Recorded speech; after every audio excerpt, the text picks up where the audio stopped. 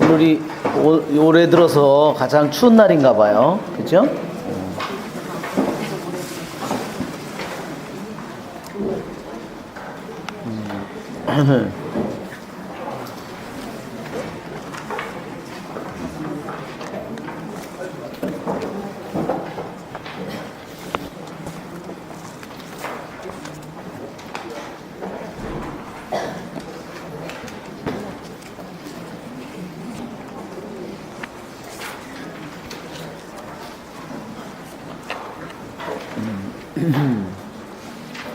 지난번에 앞에 부분을 좀 우리가 읽고 시작했죠? 지난번에 그 한 귀절이 1절을 하느라고 1시간을 보냈어요. 그쵸? 우리 1절을 보면 기라세 티스베에 사는 티스베 사람 엘리야가 아합에게 말하였다. 내가 섬기는 살아계신 주 이스라엘의 하느님을 두고 맹세합니다. 내 말이 있기 전에는 앞으로 몇 해 동안 이슬도 비도 내리지 않을 것입니다. 그랬죠? 자, 이것이 첫 번째 우리들이 엘리야 예언자는 기라시라는 지방은 아마 여러분 지도를 봐서 알겠지만 기라시라 여기에 불을 좀 꺼주시면 우리가 이걸 잘 볼 수 있을 것 같은데 그 기라 지방은 지도상에서 보면 요르단강 동편이에요. 엘리야 예언자 낙타토롯을 입고 있는 모습이죠. 물이 말랐네 그런 거예요. 그죠? 그릿 시내 그릿 개울에 가서 먹고 사는 까마귀가 날아다 오고 빵과 그쵸? 고기와 빵을 날아다 줬다 그랬죠? 이거는 좀 삭막하게 그려져 있죠? 나무 가뭄. 이 기랏 지방이 바로 여기 있는 것처럼 여기가 이 갈릴리 호수고 요르단강이라면 이쪽이 여기가 기랏 지방이에요. 요르단강 동쪽이에요. 지금 이 나라가 어디죠? 요르단이에요. 요르단. 지금 요르단. 저는 요르단에는 못 가봤어요. 요르단 지방에 거기에서 살았다. 거기 출신이다 하는 겁니다. 내가 섬기는 살아계신 주 이스라엘의 하느님을 두고 맹세한다. 하느님의 이름을 두고 맹세했죠? 하느님의 이름을 두고 맹세했는데 비도 이슬도 이제 안 내릴 거다. 그것은 뭐에 대한 도전이죠? 지난번에 여러분 강의 들으셨으니까 아마 알고 있겠지만 이것은 뭐에 대한 도전이라고 했어요? 바알신에 대한 도전이다. 이것은 정면으로 엘리야가 바알이 진짜 신이라면 네가 진짜 신임을 네가 보여라. 뭘로 보여요?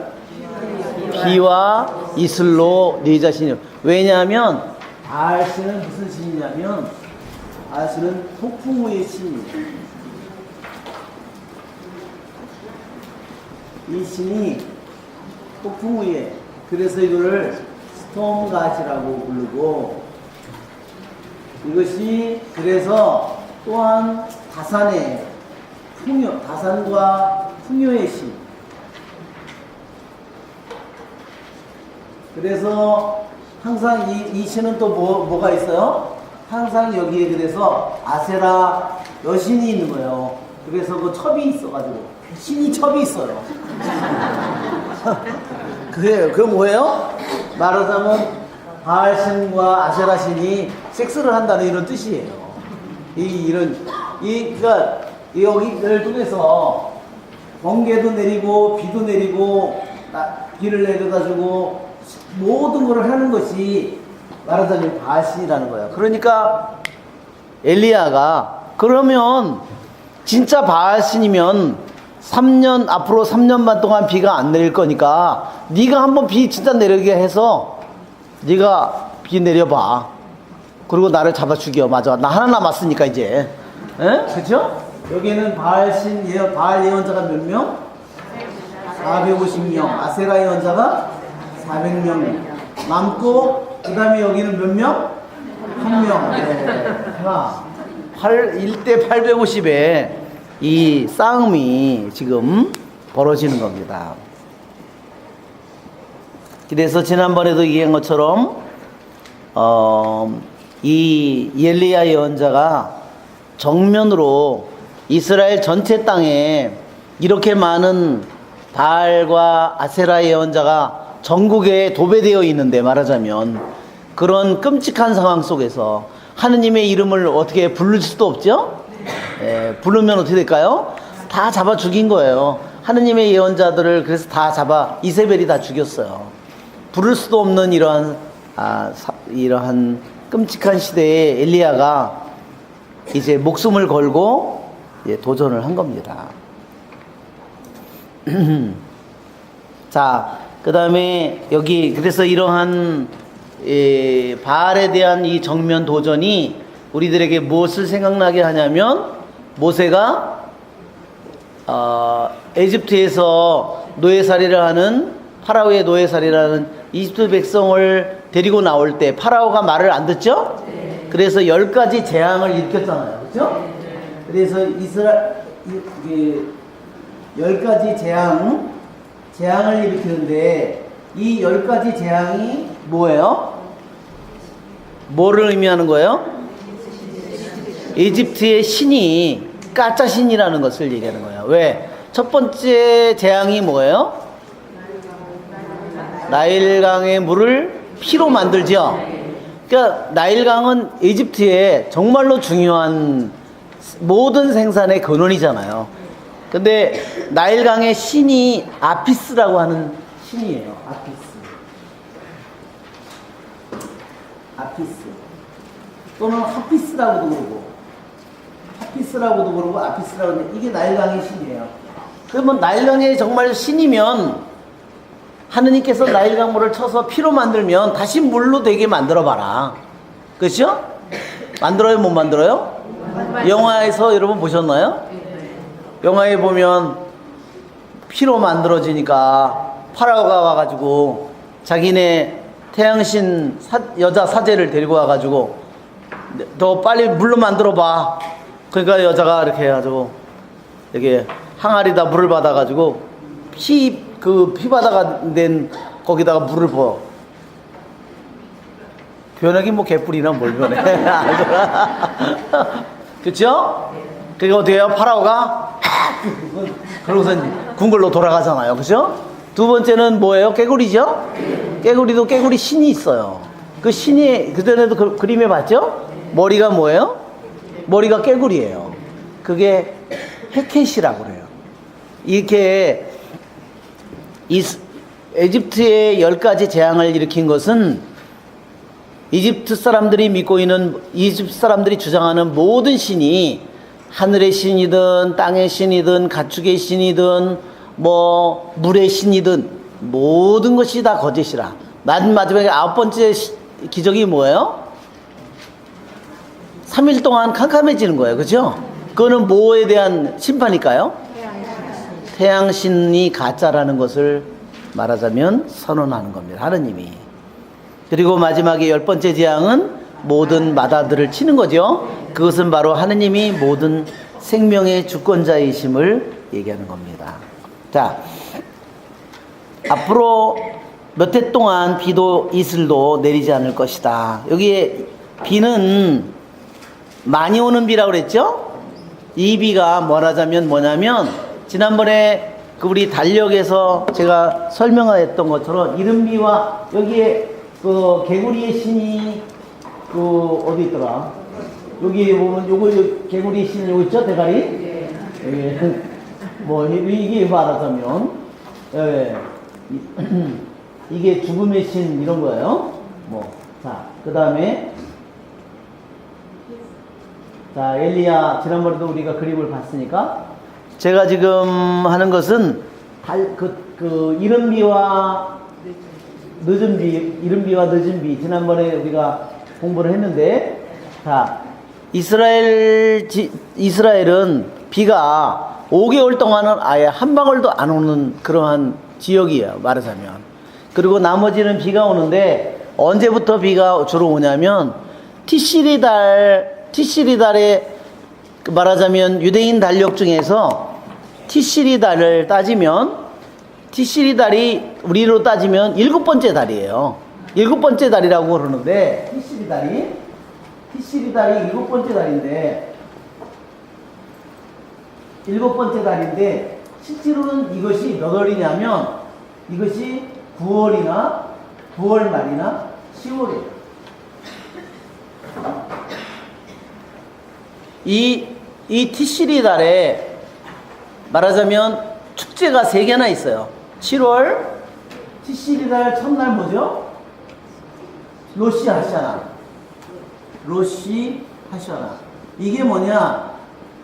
이게 신년 첫날이에요. 이 사람들.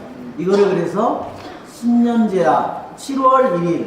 그 다음에 7월 10일은 뭐죠? 네, 욤 키푸르라고 하는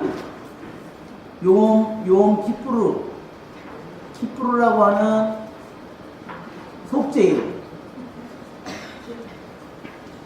그 다음에 7월 15일부터 22일은 뭐예요? 이게 초막절. 이게 태고네클 축제라 말하자면 수콧 축제라고 하는 수콧 축제. 초막을 수콧이라고 그래요. 수캇이라고 그러고 수콧, 수캇 이렇게. 이 초막절이 끝날 때에 빗방울이 시작된다는 거예요. 되게. 이 초막절이 초막절의 기간에 비가 내리기 시작하는데, 그게 뭐예요? 그게 이른비예요. 그것이. 지난번에 우리 프린트물 아마 드렸을지도 몰라요. 그죠? 이게,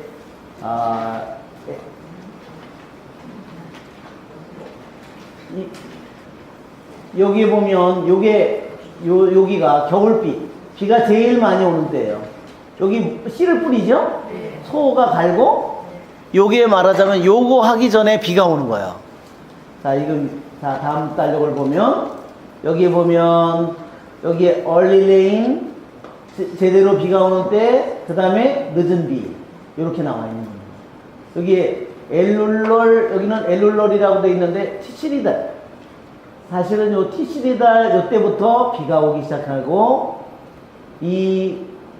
요때 비가 제일 많이 오고, 그 다음에 레로레인이 나중에 늦은 비가 오는 게 아달월과 니산 달이에요. 이때가 뭐 때냐면 이제 시반달 이때에 말하자면 여기에 추수가 이루어지는 거예요. 밀과 보리 추수가 먼저 있고 밀의 추수가 그 다음에 따르는데, 즉 이른 비는 무슨 역할을 하냐면 아까 그림에 봤죠? 씨앗을 뿌리고 땅을 갈고 씨앗을 뿌리기 위해서. 왜?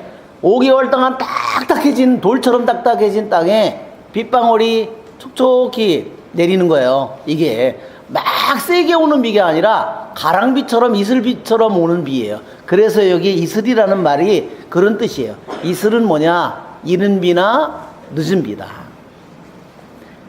비라고 나온 표현은 비가 많이 오는 것을 의미하고, 이슬이라고 하는 것은 이른 비나 늦은 비처럼 비가 이렇게 가랑비처럼 이렇게 오는 비, 이슬비처럼 보슬비처럼 오는 그런 비를 이슬이라고 표현했다. 자, 여기 보면 티시리달과 주로 해시반 달에 이때 추운 때인데 이때 비가 와요. 그죠? 그러니 얼마나 춥겠어. 그죠? 그 다음에 본격적으로 비가 오고, 그 다음에 이때 비가 오는데, 이때 오는 이른 비와 왜 늦은 비를 얘기하냐면, 이른 비는 아까도 얘기한 것처럼 땅을 딱딱하게 굳어진 땅을 풀고, 그래서 씨앗이 싹이 트도록 하는 역할을 하는 게 이른 비고, 늦은 비는 무슨 역할을 한다 그랬죠? 알곡을 예, 알곡이 요때 알곡이 이제 싹이 터서 자랐는데 이 알이 이제 생겼는데 이때 늦은 비가 와야 알곡이 꽉 들이찬다는 거야. 알곡이 점점 커지죠? 그때 이 늦은 비가 제때 안 오면 알곡이 그냥 오그라붙고 마는 거야. 늦은 비의 역할이 이 알이 들어차도록 하는 역할을 하는 겁니다. 알곡이 우리에게 그러니까 어때요? 우리는 싹이 트는 것도 있어야 되고, 그렇죠? 또한 제대로 비 오는 때에서 비가 와서 줄기가 자라고 꽃이 피고 이 비도 필요하고 늦은 비도 필요하죠?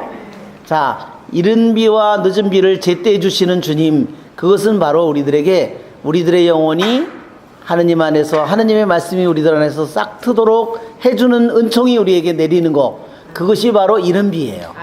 그 다음에 우리들이 하느님의 말씀이 우리들 안에서 연결어서 우리들이 완전히 열매를 맺도록 하는 거, 아주 튼튼하게, 그것은 무슨 비예요? 늦은 비예요. 그것이 그런 은총을 가리키는 겁니다. 그러니까 엘리야의 말에 의하면 이제 이른 비도 늦은 비도 내리지 않을 거다.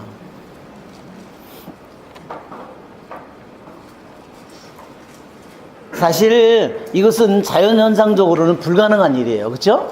어떻게 지중해에서 증발된 그 물이 걸어오는데 어떻게 돼서 거기에 한 방울도 안 내리겠어요. 그렇죠? 이것은 하느님께서 하지 않는 한 불가능한 일입니다. 자, 또 한 가지는 여기에 엘리야가 맹세를 했죠. 누구의 이름을 걸고? 살아계신 하느님의 이름을 걸고 얘기했죠. 바로 그 하느님의 이름이 바로 여기에 있는 것처럼 바알신에 대한 정면 도전이다. 즉 하느님의 이름은 뭐예요? 여기에 야훼라고 그랬죠? 여기에 살아계신 주는 뭘까요? 주는 아도나이라고 하는 말이에요. 히브리 말로 아도나이. 그 다음에 하느님이라는 말은 야훼라는 말이에요. 자, 야훼라는 말은 지난번에도 얘기한 것처럼 야훼,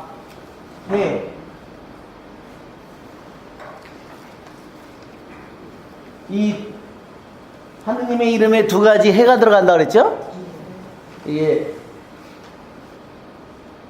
이거는 호흡과 같은 거라 했어요. 숨. 이게 이 발음이 해거든요. 우리가 숨을 하는 이거예요. 그래서 이것은 뭐를 의미하냐면 숨, 바람, 영 이런 것을 의미합니다. 자, 야훼라는 말은 지난번에 탈출기에서 나왔죠? 그 말은 뭐라 그랬어요? 3장에 나는 곧 나다. 예. 하느님만이 영원한 나예요. 하느님만이 영원한 나라고 그랬죠?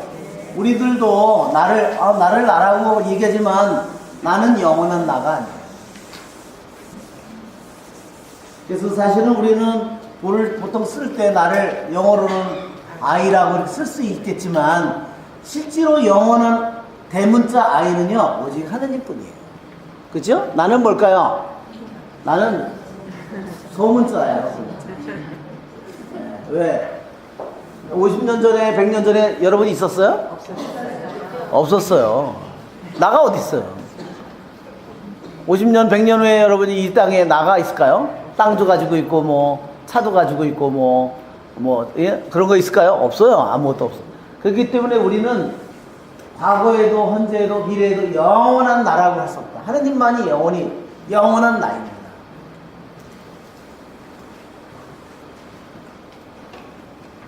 그래서 즉 나는 곧 나다라는 야훼라는 이 말 자체가 바알 너는 영원한 하느님이 아니야. 너는 가짜고 실제 너는 존재하지 않는 거야. 그것을 얘기하는 겁니다. 그래서 이 엘리야는 하느님만이 살아계신 영원히 살아계신 분이고 하느님만이 진짜 하느님이고 영원한 아이다. 너는 가짜다. 정면으로 이것을 도전한 것입니다.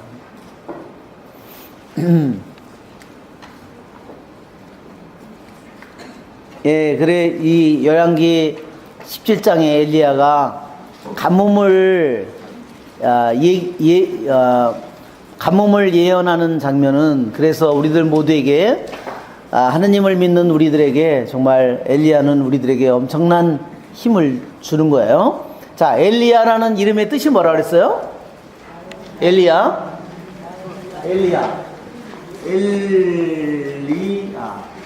이 아는 물론 하느님이죠?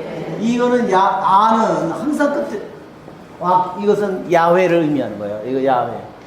엘리야. 야훼. 즉 엘리는 엘리 레마 사박타니 여러분 하잖아요. 나의 하느님 나의 하느님. 엘리는 나의 하느님이에요. 나의 하느님. 그러니까 하느님을 또 엘이라고도 그냥 보통 말로는 하느님을 엘이라고도 그래요. 엘. 하느님은 대문자니까 엘이라고. 엘리. 그래서 나의 하느님이라는 뜻인데, 즉 엘리는 자신의 이름처럼 자신의 삶이 곧 하느님이 하느님께서 바로 주님임을, 야훼가 하느님이심을 온 세상에 선포하는 것이 엘리야의 일생이고 엘리야의 말이고 행동이에요. 바로 엘리야가 이 17장의 갈멜산의 대결을 통해서 말하자면 참으로 야훼만이 하느님이심을, 북이스라엘 전체가 하느님이라는 말도 발음할 수 없는 그런 끔찍한 세상이 됐지만, 하느님을 말하는 사람은 모두 다 죽임을 당했지만, 그러한 그걸 끔찍한 세대이지만 엘리야는 자신의 온 삶으로 야훼만이 하느님이심을 이제 온 세상에 알리고 또 증언하는 역할을 합니다.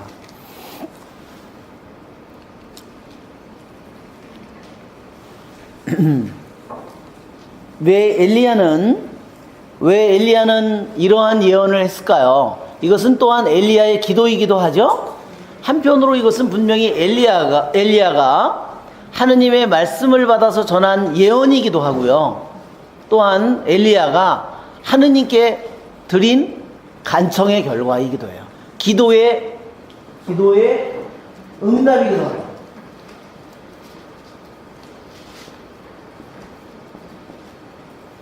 엘리야는 이 땅에 비를 내리지 말게 해달라고 3년 반 동안이나 비가 내리지 않게 해달라고 기도를 했어요. 그것은 뭐냐면 북이스라엘의 모든 자기의 동포들이 다 멸망해가는 모습을 보았기 때문에 단 아이들이라도 사람 몇 명이라도 구원하려고 엘리야는 열렬히 하느님께 기도한 거예요. 자기의 백성이 다 지옥에 가지 않도록 열렬히 기도했어요. 그렇죠? 그 기도가 말하자면 기도의 응답이 바로 하느님께서 그들에게 가뭄을, 비를 전혀 안 내리는 것으로 하느님께서 예언의 말씀을 주신 거죠. 우리는 엘리야의 그래서 기도를 생각하게 됩니다. 그것은 엘리야가 자기의 모든 동족이 굶어 죽는 것을 보기 위해서가 아니라 그 중에 단 몇 명이라도, 단 한두 명이라도 구하기 위해서 그렇게 열렬히 기도했다는 사실을 우리는 잊어서는 안 됩니다.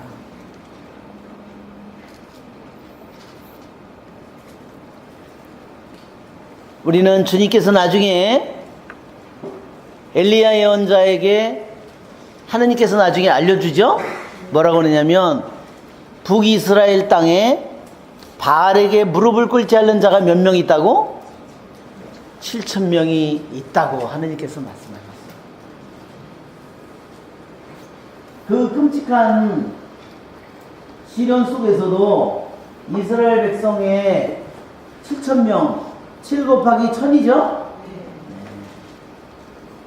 아직도 많은, 겉으로는 나타나지 않지만 평범한, 정말로 무식하고 농사나 짓고 평범해 보이는 그러한 사람들이지만, 그쵸?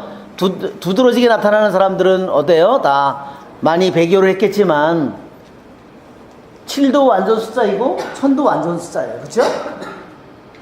14만 4천 명이나 7천 명이나 똑같은 거예요. 그쵸? 의미로는 어때요? 완전하고 완전한 수, 충만하고 충만한 숫자가 아직도 바알에게 무릎을 꿇지 않는 백성이, 나의 백성이 있다는 것을 얘기합니다.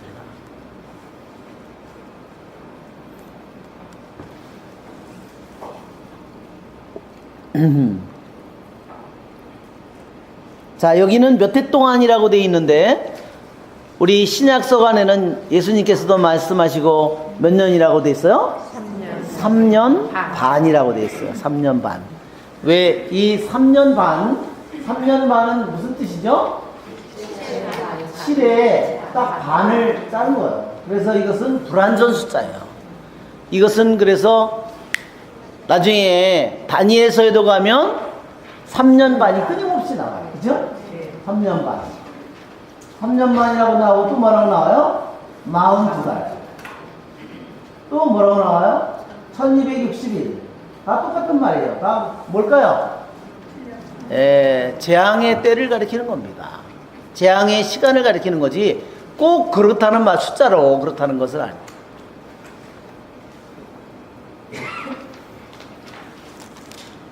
자, 왜 여기서 엘리야는 하필이면 자기 나라에 왜 비도 이슬도 안 내리도록 이러한 것을 왜 기도했을까? 우리가 신명기 28장을 한번 펴보세요. 신명기 28장. 그것은 엘리야가 자기 임의로 그렇게 멋대로 해서 한 것이 결코 아닙니다. 신명기 28장을 보면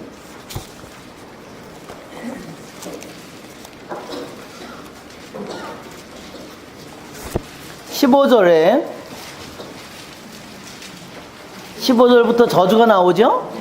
네.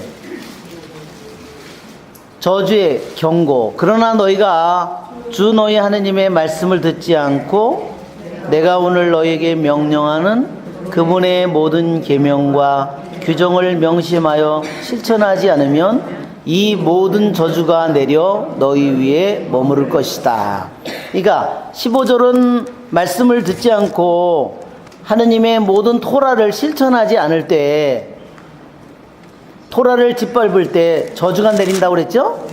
28장의 앞에 보면 토라의 말씀을 잘 듣고 실천하면 어때요? 모든 복을 내려주실 것이다. 1, 2절에 그게 있죠? 2절의 끝에 이 모든 복이 내려 너희 위에 머무를 것이다 그랬어요. 자, 그러면 어떤 저주가 내리는가? 22절을 한번 우리가 같이 읽어볼까요? 주님께서는 너희를 폐병과 열병과 염증, 무더위와 가뭄과 마름병과 깐부기병으로 계속 치시고 마침내 너희가 망할 때까지 그것들이 너희를 쫓아다니게 하실 것이다. 너희 머리 위에 있는 하늘은 구리가 되고 아래에 있는 땅은 쇠가 될 것이다. 주님께서는 너희 땅의 비를 재와 먼지로 만드셔서 너희가 멸망할 때까지 그것들이 하늘에서 줄곧 너희 위로 내리게 하실 것이다. 네, 이것이 계약에 따른 축복과 저주죠? 예, 우리가 이 엘리야가 하느님을 저버리고 황금송아지를 만들고, 그쵸? 사제직을 가짜로 만들고, 그쵸? 축제를 가짜로 만들고, 그죠? 그리고 바알 신을 아예 나라의 신으로 선포했죠? 그리고 아세라, 온 나라에다가 바알 신과 아세라의 신전을 세웠어요. 그죠? 그리고 바알 예언자, 사제들을, 아세라 예언자들을 들여왔어요. 이 계약을 어긴 그것에 대한 저주가 내리는 겁니다. 그러니까 엘리야가 기도한 것은 엘리야가 개인의 그냥 인간적인 생각으로만 기도한 것이 아니라 계약을 어긴 것에 대한 당연한 뭐예요? 받아야 될 저주라는 겁니다. 자, 신명기 11장을 한번 또 보세요. 신명기 11장.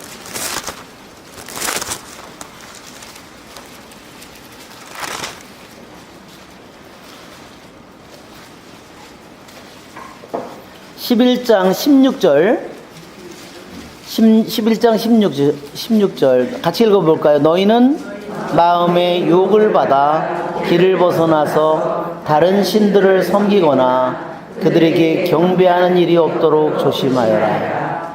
그러지 않으면 주님의 진노가 너희를 거슬러 타올라 하늘을 닫으실 것이다.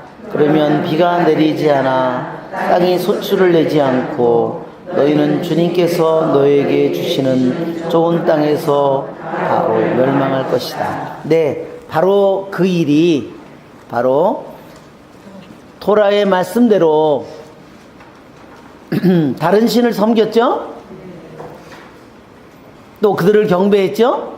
그 결과가 그들에게 그대로 자기네들이 선택한 대로 그 모든 일들이 내리는 겁니다.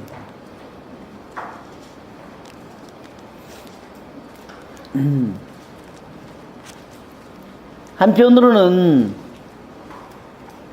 악을 저지르는 자들에게는 심판이지만 또한 이 모든 일들을 통해서 그 중에 또한 이스라엘 백성의 많은 백성들이 또한 회개했다는 겁니다. 그러니까 엘리야의 기도는 또한 열매를 맺은 거죠. 자, 엘리야와 까마귀, 주님의 말씀이 엘리야에게 내렸다. 이곳을 떠나 동쪽으로 가 요르단강 동쪽에 있는 크릿 시내에 숨어 지내라. 네, 크릿이라는 말은 크릿이라는 말은요 자른다 이런 뜻입니다. 크릿. 네, 정말 이 말대로 엘리야는 자기의 동족에게서 이제 말하자면 완전히 잘려서 정말 이 하느님께서 마련한 이 장소에서 이제 하느님의 뜻을 이루기 위해서 거기서 준비하고 기도하고 그런 시련을 겪는 그러한 시간을 보내는 겁니다. 엘리야에게 행복한 시간이었을까요? 아니겠죠? 자기의 동족들이 수도 없이 쓰러져가는 그러한 모습을 지켜보는 고통스러운 시간이었다. 물은 시내에서 마셔라. 그리고 내가 까마귀들에게 명령하여 거기서 너에게 먹을 것을 주도록 하겠다. 예, 까마귀는 어때요? 까마귀는 자기 새끼에게도요 먹이를 안 준대요. 그만큼 까마귀가 굉장히 이기적이고 굉장히 잔인하대요. 예. 까마귀는 아주 그냥 율법에 의하면 까마귀는 부정한 짐승이죠. 예.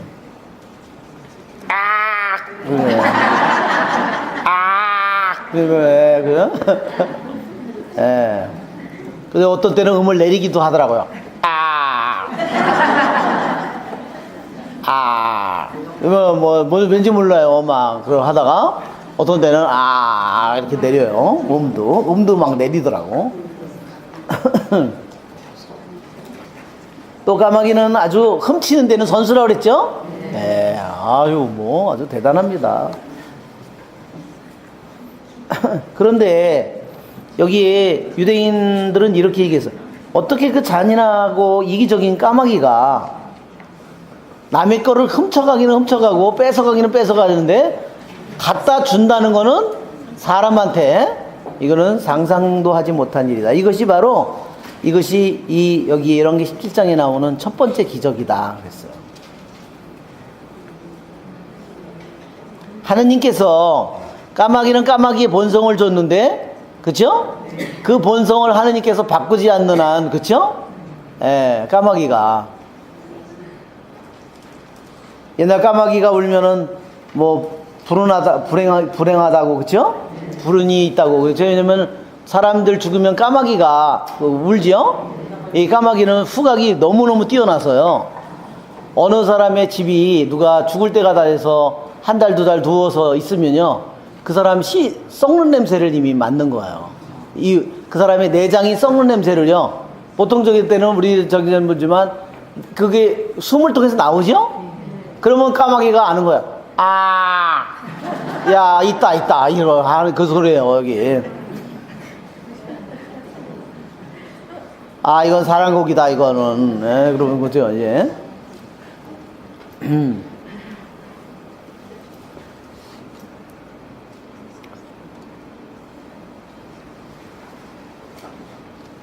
그래서 유대인들은 또, 이 잔인한 까마귀가 그렇게 갑자기 자유롭게 되고, 하느님께서 그렇게 만든 것은 엘리야를 또한 한편으로 엘리야가 교훈을 배우기를 바랬다는 거야. 그 잔인한 까마귀를 통해서. 특히 엘리야가 죄를 짓는 이스라엘 백성에게 몹시 분노했는데 또 한편으로는 엘리야가 자기의 백성을 불쌍히 여기는 법을 배우도록 잔인한 까마귀를 통해서 먹도록 했다는 겁니다. 엘리야는 까마귀들이 그에게 아침에 빵과 고기를 날라왔고 저녁에도 빵과 고기를 날라왔다. 식사를 몇 번 했어요? 예, 여기 삼식이가 아니라 이식이에요. 예. 예. 그래서 제가 그런 얘기도 들었어요. 새끼도 다 먹고 간식도 막 자주 찾아먹는 사람은 쫑간나 새끼라고 그러는데.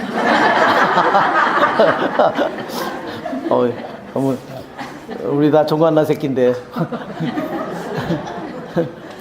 예. 그러다가 얼마 뒤에는 시내의 물이 말라버렸다. 땅에 비가 내리지 않았기 때문이다. 네, 그래서 이것은 뭐냐면 엘리야를 하느님께서는 풍족하게 물이든 뭐든 다 해서 하느님께서는 주실 수 있지만 나중에 엘리야 천사를 보내서 그쵸? 빵과 이거를 구워서 불에 구워서 주잖아요. 그쵸? 그렇게 할 수 있는데 왜 하느님께서는 여기서 이렇게 했는가? 그것은 자기 동족이 겪는 고통을 같이 겪도록 한 겁니다. 그래서 시냇물이 말라서 겪는 그 고통을 같이 엘리야도 겪게 하셨다는 겁니다.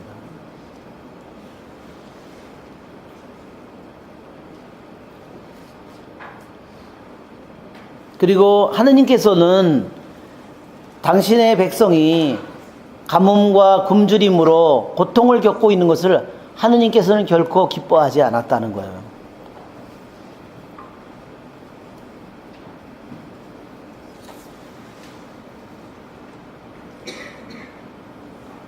엘리야가 사렙다 과부에게 기적을 베풀다. 주님의 말씀이 엘리야에게 내렸다.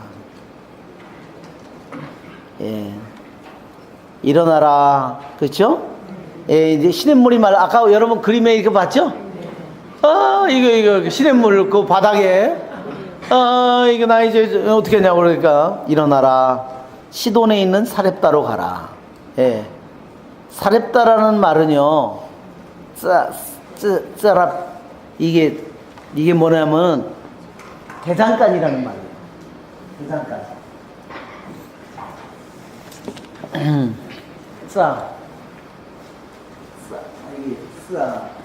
네.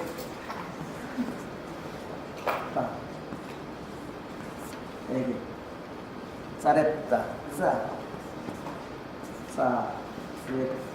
이게 짜랬다예요. pH 짜랬다.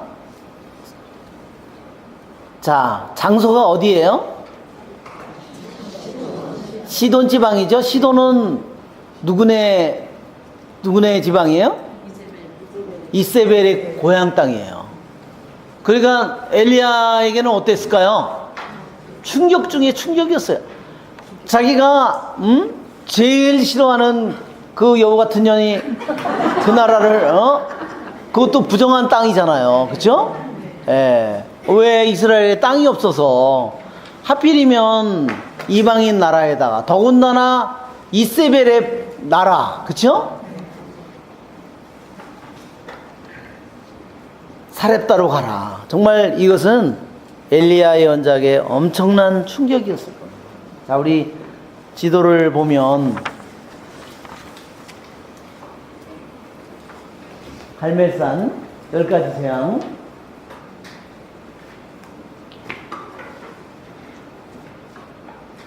지도가 뒤에 있나? 다락방인데 이거는? 이거 맨 앞에. 네. 지도가 없나? 있을 텐데. 더 위에. 여기 15번에 있네. 내가 하면 되겠네. 자. 잘 보이지가 않네요. 예. 여기 보면, 여기 갈멜산이거든요? 갈멜산이고, 여기가 페니키아인데, 여기가 사렙다예요. 여기가 말하자면, 티르와 시돈 지방이에요. 그러니까 여기, 요르단강 동편에 여기 길르앗 지방이 있었는데 시돈에 시돈? 난 가기 싫은데, 그죠? 예, 왜 자기가 아무리 공경에 처해도 자기는 죽어도 이스라엘 땅에서 죽기를 원했을 거예요. 그런데 하느님께서 일어나라, 시돈으로 가라. 그러니까 어땠을까요? 가는 마음이 정말로 무거웠을 거예요. 아니, 왼수 같은 땅을 왜 내가 거기를 왜 가야지? 그쵸? 그래서 정말 여기가 이 지대가 낮으니까 이렇게 해서 아마 갔을 거예요. 이렇게 해서. 이건 직선으로 표시해 놓은 거지만 이쪽으로 해서 갔을 것이다. 여기까지 갔어요. 그래서 대결은 어디서 벌어지냐? 평야지대로 와서 갈멜산에서 대결이 이루어지고 나중에 어디로 가요? 나중에 이 대결이 끝난 다음에 모두 여기 있는 바알 예언자를 다 죽인 다음에 히손촌에서 죽이고 그 다음에 어디로 가요? 거기에 사마리아. 왜냐면 왕이 병거를 타고 사마리아로 가잖아요. 그를 앞질러서 달려가는 거예요. 왜 달려가는 줄 아십니까? 왜 거기서 달려갈까요? 왕에 대한 공경으로 그랬다는 겁니다. 그 왜 호위병들 있잖아요. 그처럼 여기까지 말하자면 마라톤을 한 거예요. 그 늙은 할아버지가 정말. 자, 일어나 시돈에 있는 사렙다로 가라. 거기에 그곳에 머물러라. 말은 이렇게 한마디로 돼 있지만 엘리야의 마음이 어땠을까? 정말 아니야 이거는 아니야, 이거는 안 돼, 그렇게 얘기했겠죠? 자기가 가장 싫어하는, 왜? 그 나라가 어떤 나라예요? 바알 우상을 말하자면 온상이잖아요. 온상, 소굴이잖아요. 그 왜 사렙단지, 왜 그것이 대장간인지 정말 엘리야에게는 정말 대장간처럼 엘리야를 완전히 불에 달궈서 완전히 찌꺼기를 다 빼내는 것 같은 그러한 고통스러운 곳이었다는 거예요. 의미가 더. 저도 어릴 때 제가 그 전에 도원고개를 학교 다닐 때 이렇게 보면, 가방을 중학교 다닐 때 보면 그 도원고개에 대장간이 있었어요. 거기에 거기 꼭대기에 다 올라가가지고 대장간이 있었는데, 학교 가다 오다가 맨날 그 대장간을 보고서 그 막 풀무진인가요? 막 해가지고서 막 시퍼런 불길이 나오면 거기다가 그걸 두들겨가지고 뭐 낫도 만들고 뭐 이런 거, 그런 거 이제 벼리는 거죠. 그래서 두들겨가지고 그거 어리니까 그걸 가다가 그냥 그걸 하염없이 그걸 쳐다보고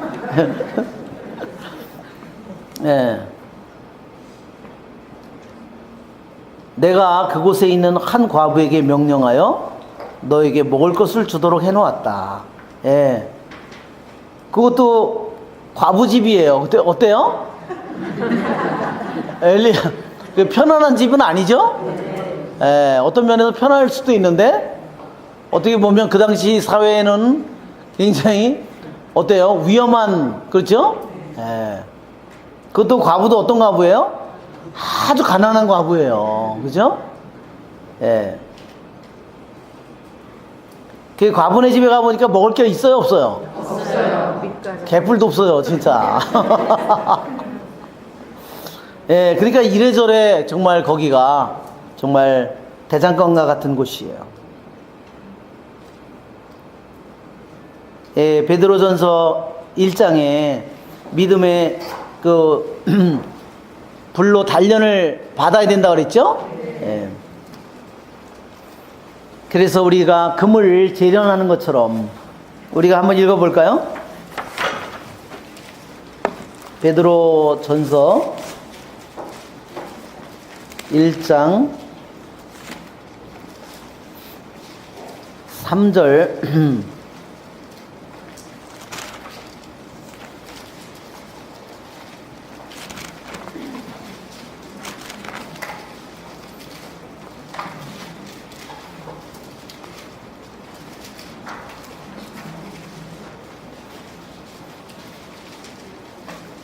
예, 7절을 보면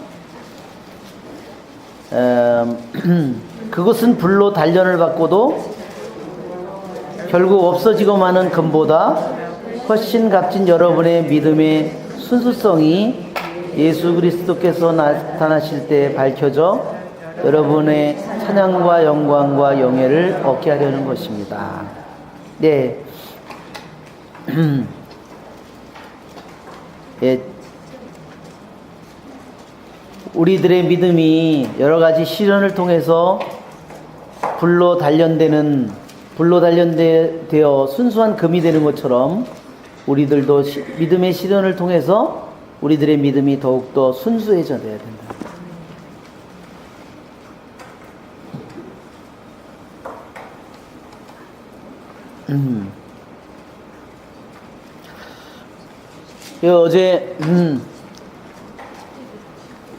어제 저기 복음의 말씀이 튼튼한 반석 위에 집을 지으라 그랬죠?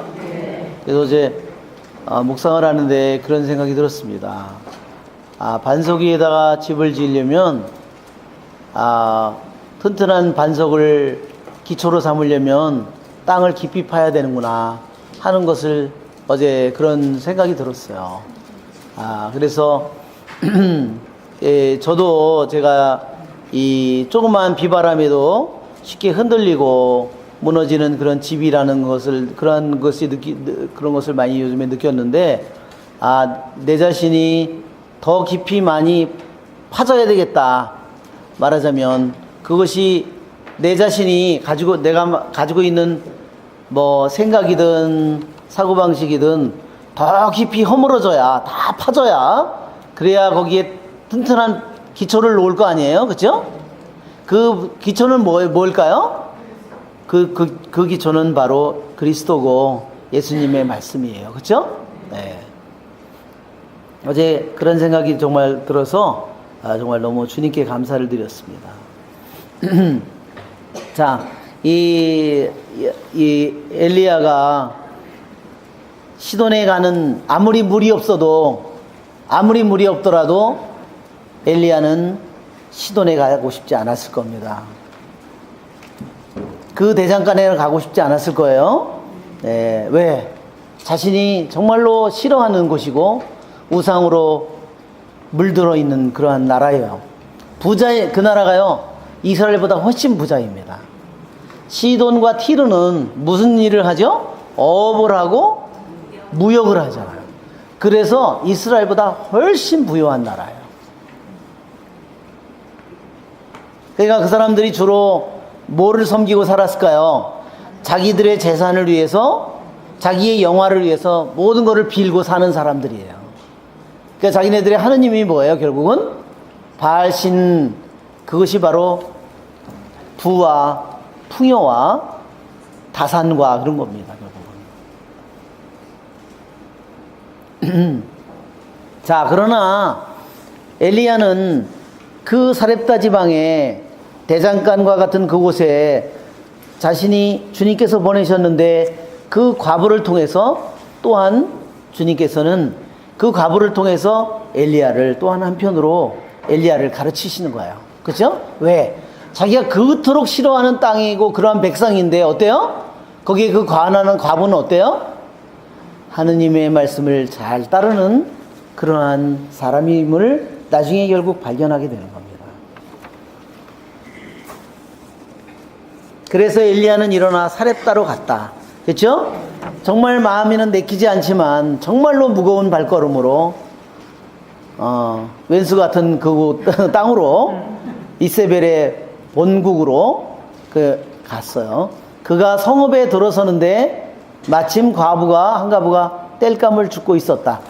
그 과부는요, 과부의 복장이 있었대요. 왜냐하면 애도 기간이 있잖아요. 우리들도 보면 요즘에 이렇게 저기 돌아가셨다고 여기다 뭐 해요?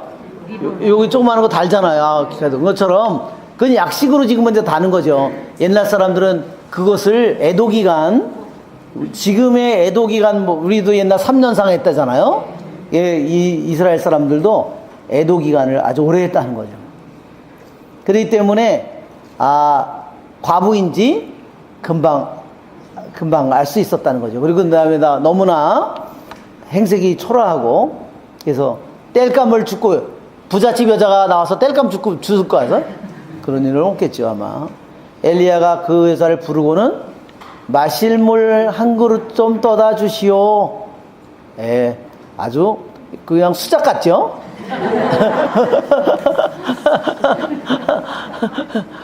예, 그러면 여자가 거기다가 나뭇잎을 하나 이렇게 띄워서 그렇죠? 그걸 줘야 되는데,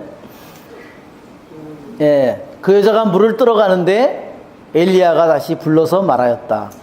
빵도 한 조각 들고 오면 좋겠어. 아주 어때요? 정말 그 수법이 나오죠? 예. 그런데 마실 물 한 그릇 좀 떠다 달라는 말은 이것은 뭐냐면 이거는 시험이었다 그래요. 시험이었다. 왜 이 시험을 누가 하죠? 지난번에 그림으로 봤는데 창세기에 보면 엘리에젤이라는 그 아브라함의 종을 보내면서 내 아들의 며느리감을 데려와라. 그렇지 보내죠? 그래가지고 아람 나하라임이라고 나홀 지방 그쪽으로 보내면서 데리고 오라고 하잖아요. 안 오면 어떻게 하느냐? 그러면 너는 그 맹세에서 풀린다 그랬어요. 그래가지고 엘리에젤의 종이 갔는데 우물가에 마침 딱 도착을 했어요. 근데 여자들이 물을 기르러 나왔어요. 그렇죠? 그 장면을 우리들이 생각해 보면 돼요. 한번 창세기 24장을 한번 여러분 봐주세요. 창세기 24장.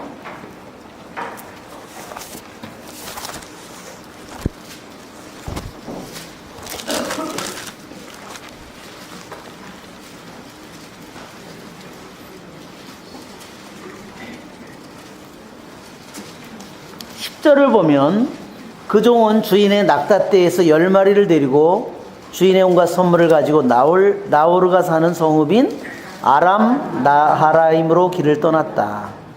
여자들이 물을 기르러 나오는 시간인 저녁 때 성박 온물 곁에 낙타들을 쉬게 하였다. 그리고 기도하였다. 자, 어떻게 하냐면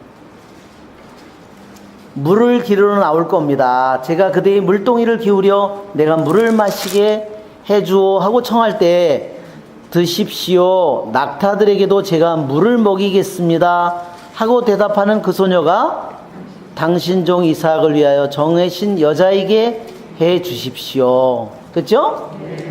물을 떠다 달라고 청한 거는, 그래서 여기서 물을 떠다 달라는 것은 작은 일이 아니다 하는 거예요. 물을 떠다 달라고 하는 것은, 물을 하나 달라고 하는 것은 굉장히, 우리나라 같은 나라는 뭐 어때요? 물이 뭐 엄청 흔한 나라잖아요. 그죠? 예. 그런데도 물 한 바가지 달라고 그랬더니 거기다 나뭇잎을 하나 띄워가지고 어떤 뭐 했다는 이런 얘기도 있지만, 이 이스라엘 땅에서는 마실 물을 달라고 하는 것은 엄청난 말하자면 청이다 하는 겁니다. 즉 여기서 엘리야는 그 여자가 과부인 줄은 알지만 하느님이 말하는 그 과부인지는 모른다는 거예요. 과부에게 내가 너를 위해서 명령해놨다고, 너에게 먹을 거를 준비해놨다고 했는데 과부는 어떤 과부인지는 모르잖아요. 그러니까 마실 물을 좀 떠다 달라고 그 말을 엘리에젤을 이 기도를 한 것처럼 나에게 마실 물을 떠다 주는 사람이면 그것이 과부인 줄을 알겠습니다. 이렇게 시험을 한 거다 하는 거예요.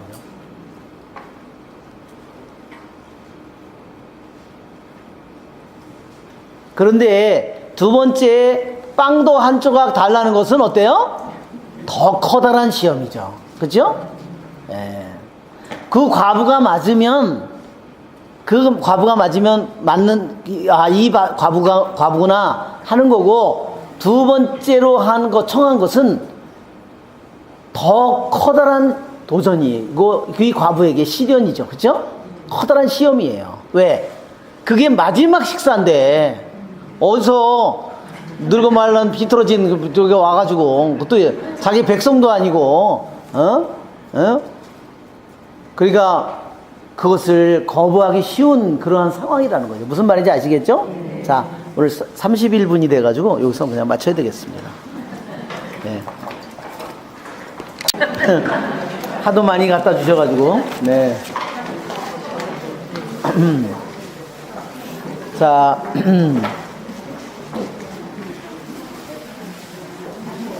12절 여자가 대답하였다. 주 어르신의 하느님께서 살아계시는 한 구운 빵이라고는 한 조각도 없습니다. 자, 이 여자가 이방인 여자인데 이 엘리야의 모습을 보고 엘리야가 하느님을 섬기는 사람이라는 것을, 하느님을 믿는 사람이라는 것을 보고 알았을 거예요. 왜? 이스라엘 사람들의 복장이 있잖아요. 그죠? 금방 보고서 그래서 누구의 이름으로 맹세를 하냐면 자기는 하느님을 모르는 사람이지만 주 어르신의 하느님께서 살아계시는 한 하고, 그러니까 굉장히 어때요? 예의가 굉장히 바른 거죠? 네. 구운 빵이라고는 한 조각도 없습니다. 여러분, 이 사람들이 먹는 빵이 어떤 건지 알죠? 뭐 인도 식당이나 요즘에 이런 데 식당에 가면 이렇게 납작하게 이렇게 만드는 빵들 있잖아요. 이렇게 해가지고 반죽해가지고 벽에다 이렇게 딱 붙여가지고 이렇게 해서 그렇게 먹는 거. 예, 그런 빵이죠. 저는 지금 땔감을 두어 개 주워다가 음식을 만들어 제 아들과 함께 그것이나 먹고 죽을 작정입니다. 네. 정말 마지막에 정말 인생의 끝까지 이제 간 그러한 처지예요. 엘리야가 과부에게 말하였다. 두려워하지 말고 가서 당신 말대로 음식을 만드시오. 그러나 먼저 나를 위해 작은 빵 과자 하나를 만들어 내오고 그런 다음 당신과 당신 아들을 위하여 음식을 만드시오. 예. 참, 이 엘리야의 이 말은 이 과부에게 너무나 힘든 도전이었을 거예요. 그렇죠? 너무나. 왜냐하면 둘이 먹어도 모자랄 것 같은데, 그렇죠? 예. 먼저 자기를 위해서 과자를 하나 만들어 달라고, 그런 다음에 당신과 당신 아들을 위하여 음식을 만들라고 말하자면 도전을 받은 겁니다. 시험을 받은 거예요. 아마 여자는 많이 또한 생각을 했겠죠? 네. 그런데 그 다음에 뭐라 그랬냐면 그 다음에 약속이 주어졌어요.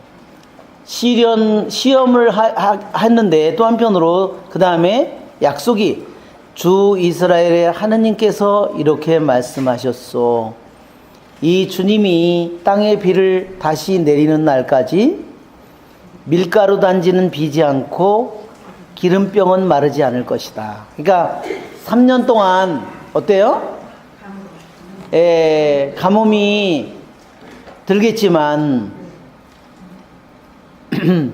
밀가루 단지는 비지 않을 거고 기름병은 마르지 않을 것이다 하는 이 말하자면 약속을 받았어요. 예, 이 놀라운 점은 이 여자가 이방인인데도 그 말을 받아들였고 그 약속을 믿고 먼저 작은 빵 과자를 하나 만들어서 엘리야의 말대로 하였다. 그러자 그 여인은 가서 엘리야의 말대로 하였다. 과연 그 여자와 엘리야와 그 여자의 집안은 오랫동안 먹을 것이 있었다. 예, 이 여인은 그래서 시돈 우상숭배의 본상인 소굴인 시돈 땅, 그리고 믿지 않는 부정한 땅, 그리고 하느님을 모르는 백성, 우상을 숭배하는 나라, 그런데 그 가난한 과부는 엘리야의 한마디를 듣고 그 약속을, 주님께서 주신 한 말씀을 그대로 받아들였다는 거예요. 그죠? 이 여자는 그래서 누구와 너무너무나 대비되냐면 북쪽에 있는 이스라엘의 백성과 너무너무 대비되는 거예요. 왜? 하느님의 백성인데도 하느님의 말씀을 짓밟고 하느님의 축복을 짓밟고 하느님의 토라를 짓밟은 북이스라엘의 백성과 너무너무 대조된다. 어떻게 이방인 여자는 주님의 말씀을 그렇게 단 한마디를 듣고 그것을 받아들였을까? 그래서 성경에 예수님께서도 사렙다의 과부에 대해서 말씀하시죠? 그 말씀을 하시고 나서 어떻게 해요? 벼랑에 몰려가지고 떨어뜨려 죽이려고 했죠? 네, 사람들이 화가 나서.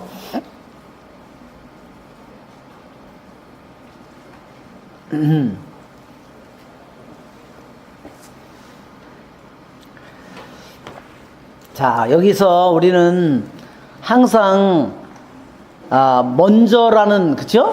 먼저 나를 위해, 그것은 누구를 위해서 바치는 거죠? 하느님의 예언자 엘리야에게 바치는 거예요. 하느님을 위해서 바치는 겁니다. 그런 다음 자신과, 자기도 너무너무 부족하고 그것도 더군다나 마지막 식사인데 그것을 나중에 자기들의 부분이 물론 줄어들었겠죠?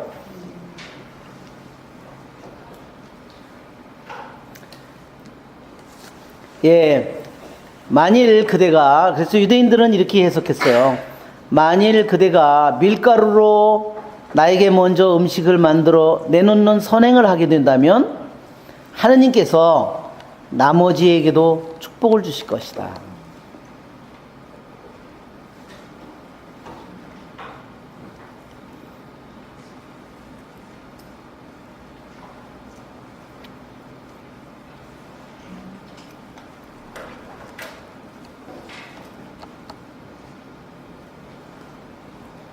예, 여기에 엘리야가 또한 유대인들이 랍비들이 이런 논쟁을 자주 했대요. 엘리야는 어느 가문 출신이냐 도대체. 티스베 사람이라고만 나오고 어느 지파 사람인지가 안 나오잖아요. 그렇죠? 도대체 어느 지파 사람이냐. 한 사람은 말하기를 라헬 자손이라고 그러고 다른 사람은 레아 자손이라고 했는데 랍비들이 엘리야에게 물었다. 그랬더니 나는 라헬의 자손이다. 그렇게 얘기했답니다.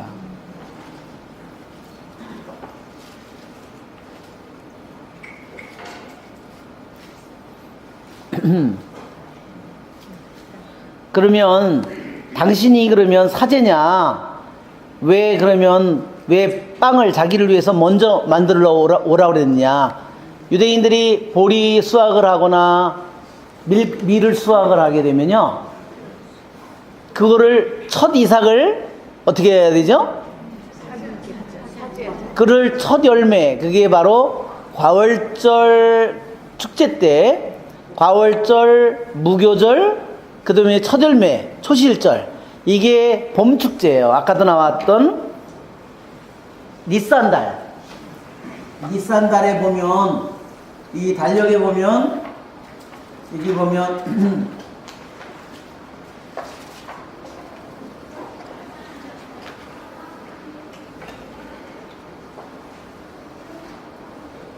이렇게 나누면 말하자면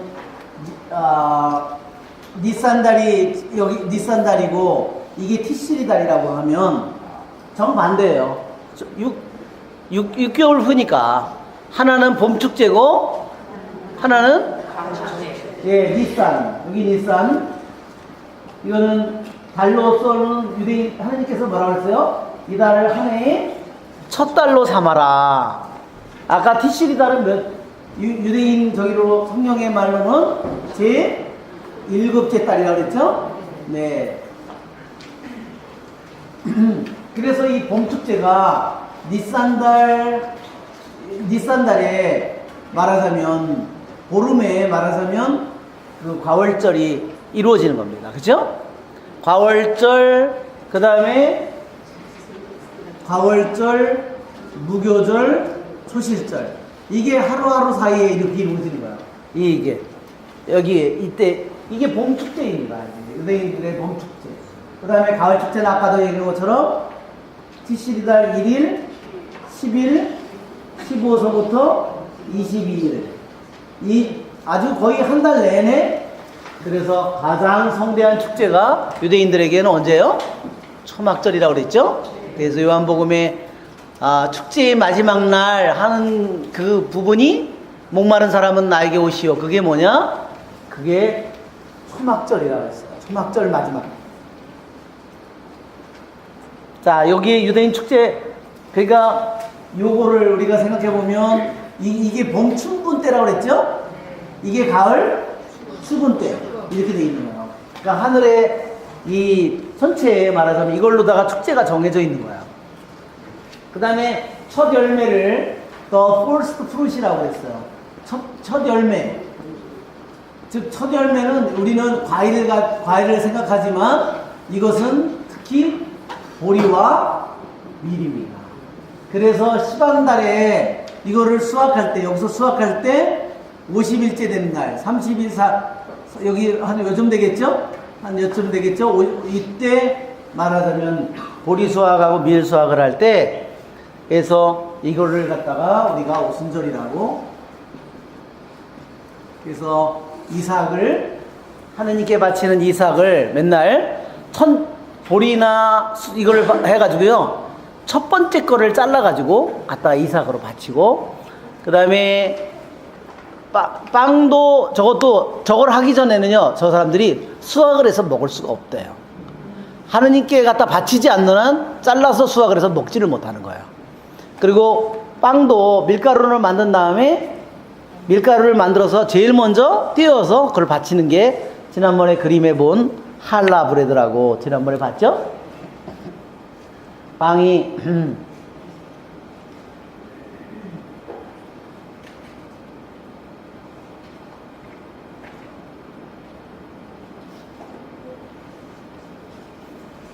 위에가 있었나? 어디 갔나?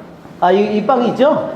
네, 이 빵이 할라 브레드예요. 말하자면 밀을 수확해서 사제의 몫으로 갖다 바치는 이게 빵이고, 유대인들이 이거는 안식일이나 특별히 중요한 축제 때 꼭 이 빵을 만들어서 먹는데, 이 빵을 어떻게 만드느냐 지난번에 한번 보여줬죠? 이렇게 꽈가지고, 그래가지고 구우면 이렇게 볼록 튀어나오는 거야. 이렇게 꼭 하면 이렇게 매듭진 거 이렇게 뭐 아니야, 여자들 저기 이렇게 머리 따듯이. 예.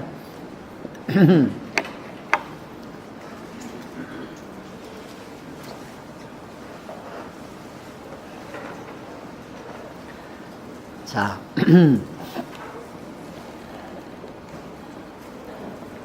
그 전에 제가 연평도에 성령 세미나 작년인가 갔는데, 거기에 이제 나이 드신 분들 주로 다 나이 드신 분들이었어요. 할머니하고 뭐 할아버지들. 그런데 그 한 형제님한테 그 말씀을, 예언의 말씀이 뭐였냐면, 내 처지가 여유가 있지는 않지만 너는 자선을 여유가 있을 때 기다려서 자선을 하려고 하지 말고 지금 내가 부족하지만 지금 내가 있는 형편에서 자선을 행하라 그러더라고요. 왜냐하면 주님께서 뭐라고 말씀하시냐면 그 다음에 내가 자선을 하게 될 때 너의 허다한 죄가 용서를 받으리라 그러셨어요. 정말 너무 놀랐어요. 하느님께서는 그래서 우리들 모두에게 정말 잘못을 해도 그 길을 열어주시는 것 같아요. 만약에 내가 여유 있을 때, 거기 사는 섬에서 저 사람보다 내가 더 여유 있을 때를 기다리다 보면 그 사람에게는 결국은 못한다는 거죠. 네. 주 이스라엘의 하느님께서 이렇게 이 주님이 땅에 비를 다시 내리는 날까지 밀가루 단지는 비지 않고 기름병은 마르지 않을 것이다. 예, 이것은 우리는 할 수 없는 일이지만 하느님께서는 하시죠? 네. 그래서 맨 앞에 있었나 보다. 단지하고 뭐 이런 게 있는데 우리가 예수님께서 빵을 많게 하고 물고기를 많게 하는 기적도 보면 빵 5개, 물고기 2마리, 그렇죠? 뭐, 빵 7개. 그런데 어떻게 거기서, 어때요? 예수님의 손에서 샘솟듯이 계속 나오는 거죠? 네. 왜냐하면, 물질을 만든 건 누구예요? 하느님이시죠. 물질의 본성을 준 건 누구죠? 하느님이죠.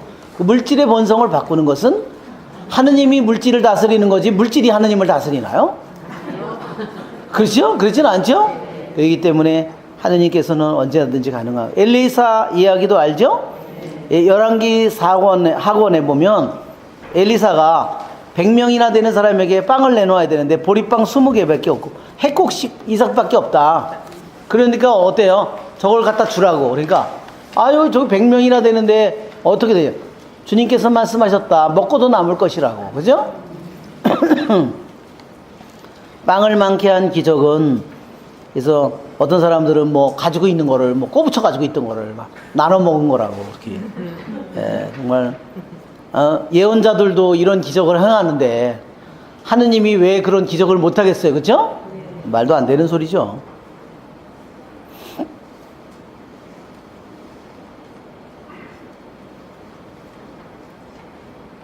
그래서 우리들도 내가 항상 먼저 바쳐야 될 것을 이방인 여자를 통해서, 엘리야를 통해서 우리에게 가르쳐 주십니다. 우리 주님께 봉헌하는 것도 마찬가지죠. 나는 어려우니까 나는 지금 고3인데 이러면서 우리들이 하지 않으면 어때요?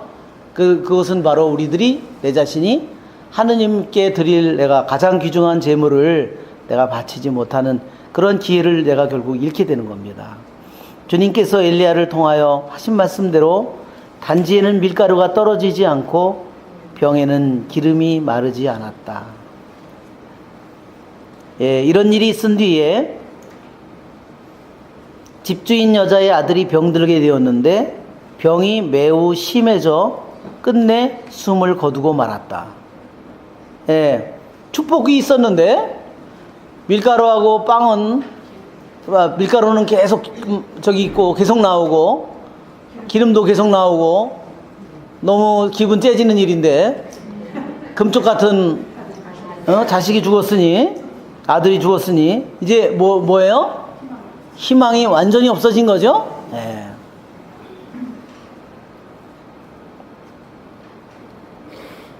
그 여자가 엘리야에게 말하였다. 하느님의 사람이여, 어르신께서 저와 무슨 상관이 있다고 저한테 오셔서, 예, 여자가 이제 이제 아주 이제 독이 무서워요. 죄를 기억하게 하시고 제 아들을 죽게 하십니까? 예, 이제 보이는 게 없죠. 아들이 죽었는데 뭐 자식 딱 하나 있었는데 그 자식이 죽었으니 보이는 게 뭐가 있겠어요. 그렇죠? 예.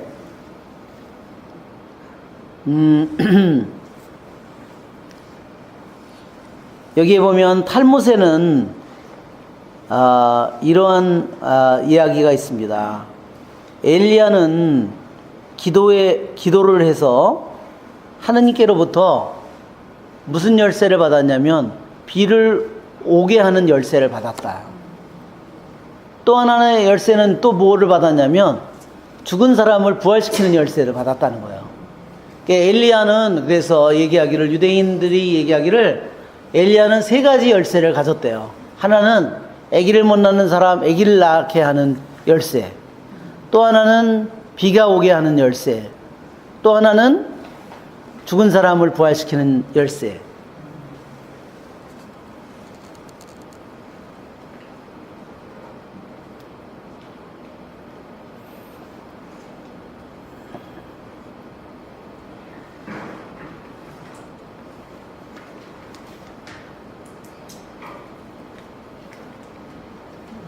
비를 내리고 닫는 열쇠를 받았기 때문에 엘리야가 비가 오지 않게 이 가뭄이 들게 만들었다. 그런데 과부 아들이 병들어 죽게 되자 엘리야는 기도를 했다. 그래서 기도를 해서 다시 죽은 자를 살리는 부활의 열쇠를 자기한테 달라고 하느님께서 말씀하시기를, 탈무스에 있는 말인데, 인간으로서 인간의 손에 3가지 열쇠를 가진 사람은 아무도 없었다.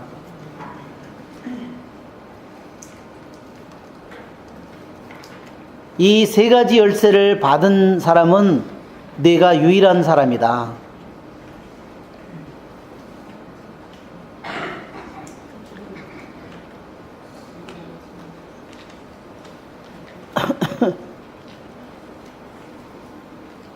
자, 이제 하느님께서 탈무스에 있는 말인데, 이제 네가 비의 열쇠를 나한테 다시 돌려달라 그랬답니다.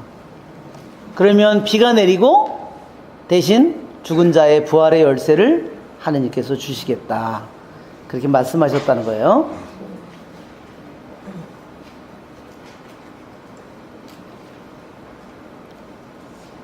자, 여기에 보면 이 과부가 어르신께서 저와 무슨 상관이 있다고 저한테 오셔서 제 죄를 기억하게 하시고 제 아들을 죽게 하십니까?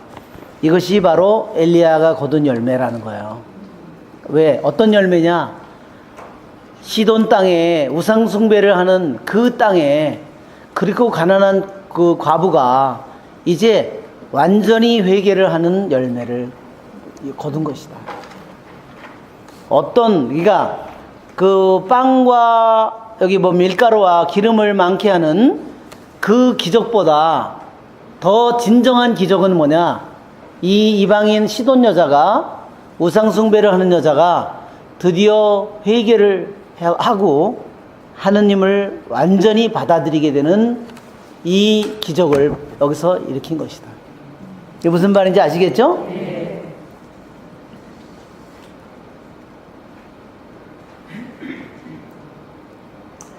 엘리야 예언자가 오기 전에는 이 여자가 죄가 무엇인지를 몰랐다는 거예요. 엘리야 예언자가 자기 집에 와서 같이 살면서 하느님을 알게 되니까 이제까지 몰랐던 자기가 어떠한 죄를 지었는가, 어떻죠? 십계명을 비롯하여, 그렇죠? 모든 것들이 다 자기의 죄를 하느님께서 다 이제까지는 자기에게 몰랐는데, 자기는 이제까지 아이고 내가 팔자가 세서 그런 영감이 일찍 죽어가지고 나를 이렇게 나를 그렇게 좋다고 뭐 한다고 그러더니 내가 죽어서 어떻게 된다고 한다더니 일찍 죽어가지고 나를 개털로 만들어 놓고, 그죠? 그러니까 이 여자가 자기의 일생에 과거의 모든 그것들을, 모든 죄를 다시 하느님께서 회개하도록 그 모든 것을 기억하게 만들었다는 거예요. 어떻게 했죠? 대개 죄에 대해서요 다 이렇게 우리가 불리한 거는 다 있고요. 여러분 우리 어때요? 내가 돈 받을 거는 안 잊어버려요.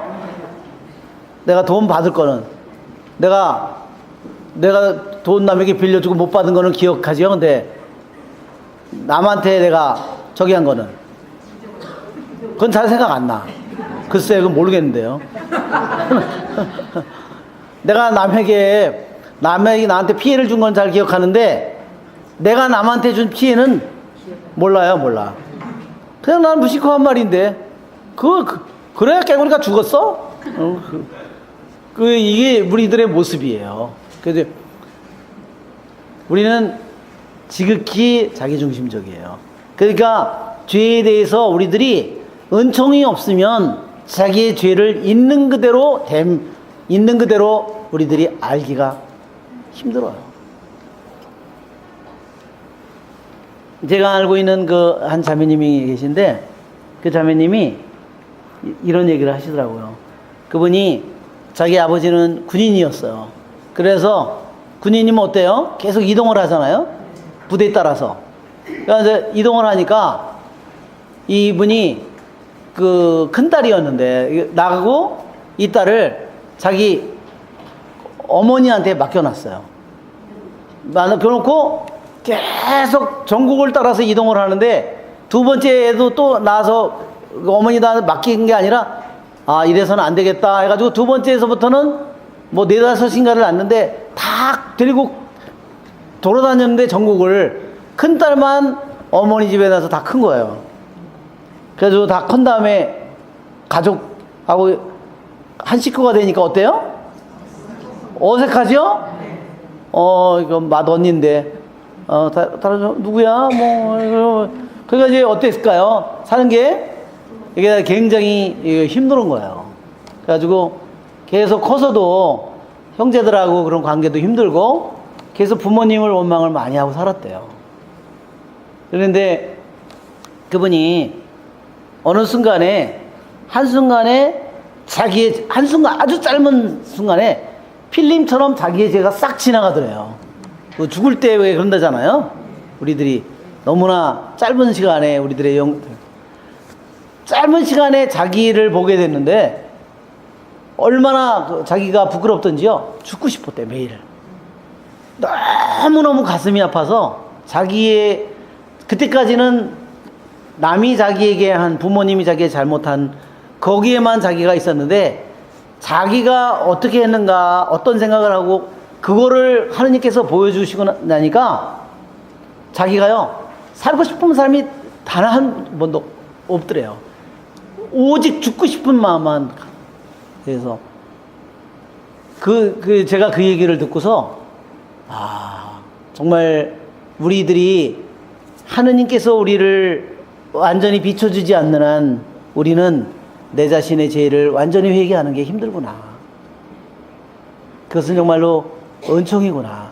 여기에도 보면 이 여자가 이 과부의 어떻게 보면은 엘리야를 만나서 자기가 빵 한번 잘 대접하는 바람에 아주 논하는 그런 저기가 됐죠?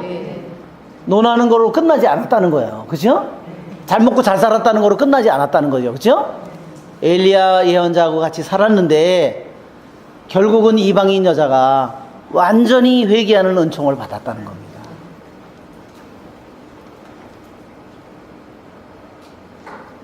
그러니까 아마 이년아 너는 네 아들도 원래 없어야 되는 건데 이년아 내가 그래도 너한테 이때까지 살려준 거야.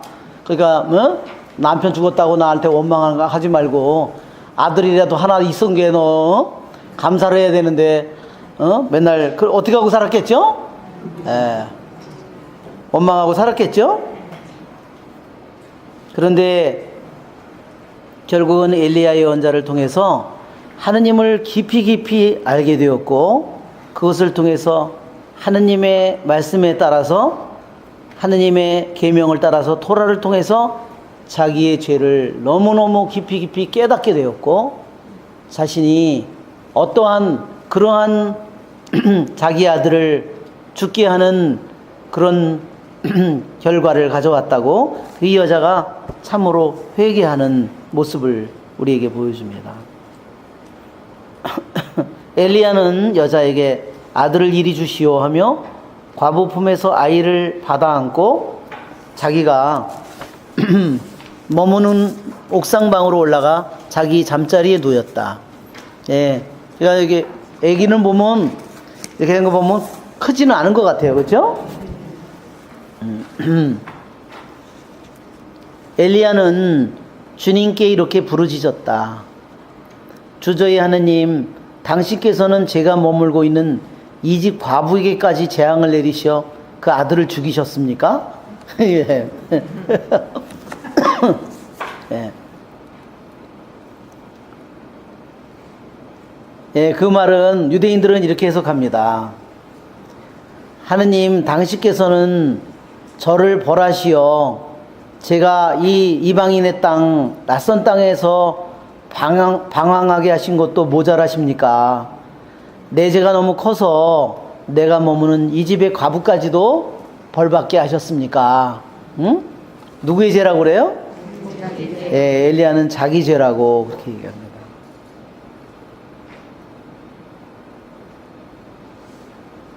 그리고 그는 아이 위로 3번 자기 몸을 펼친 다음 주님께 다시 이렇게 부르짖었다. 주 저희 하느님, 이 아이 안으로 목숨이 돌아오게 해 주십시오. 예. 그러니까 완전히 이렇게 한 거냐면 눈은 눈을 갖다 대고요. 말하자면 코는 코를 갖다 대고 아이가 죽었잖아요. 입은 입을 갖다 대고 가슴은 가슴을 갖다 대고 그렇게 했다는 거죠. 예. 어떻게 하는지 아시겠죠?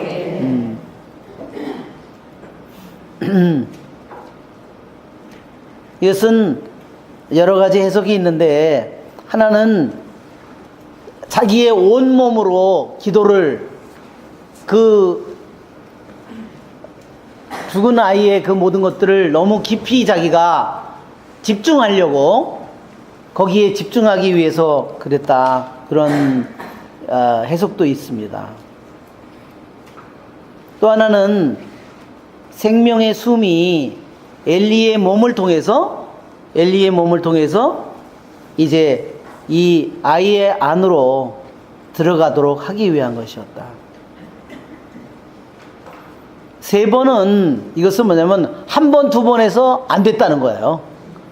1차 시도 실패, 2차 시도 실패, 3번, 예, 한 3번 하잖아요. 그러니까 3번은 무엇을 항상 3은 항상 하느님의 계획을 의미하는 거예요.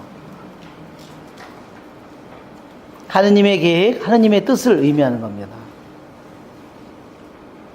주님께서 엘리야의 소리를 들으시고 그 아이 안으로 목숨이 돌아오게 하시자 아이가 다시 살아났다.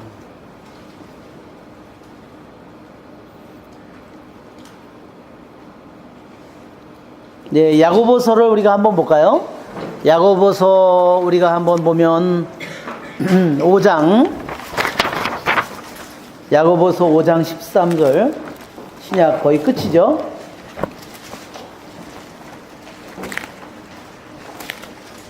(5장 13절)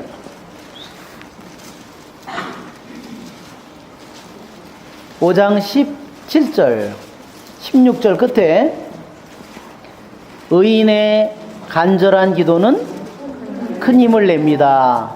엘리야는 우리와 똑같은 사람이었지만 비가 내리지 않게 해달라고 열심히 기도하자 3년 6개월 동안 땅에 비가 내리지 않았습니다. 그리고 다시 기도하자 내리고 땅이 소출을 냈습니다.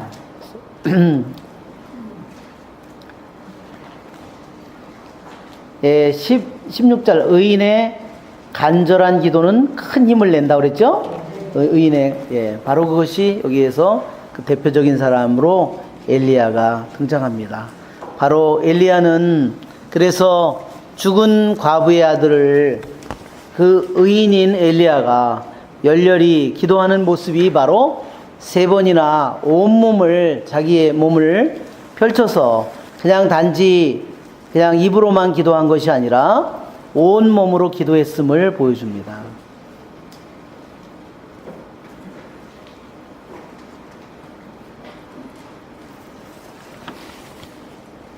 요즘에는 몸기도나 이런 것도 강조하죠? 예, 우리들이 몸기도 하는 것도.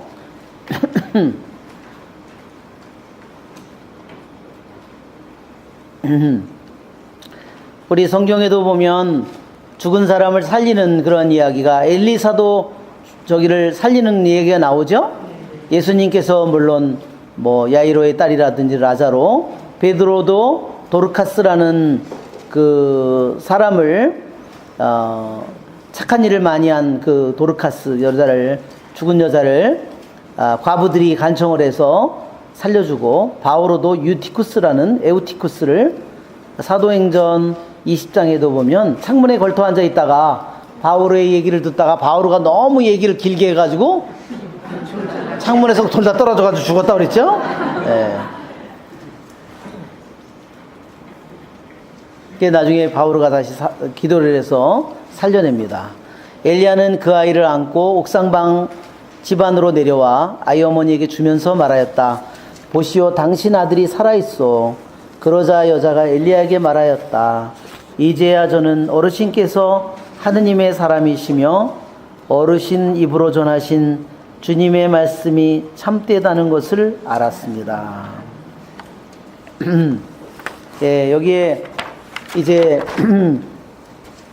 밀가루와 기름을 많게 한 또한 하느님의 사람이지만 무엇보다도 자신의 죽은 아들이 살아남으로써 주님의 말씀이 참됨을 이 여자가 더 깊이 깨닫게 되고 완전히 하느님을 더 깊이 믿는 그런 계기가 됐습니다.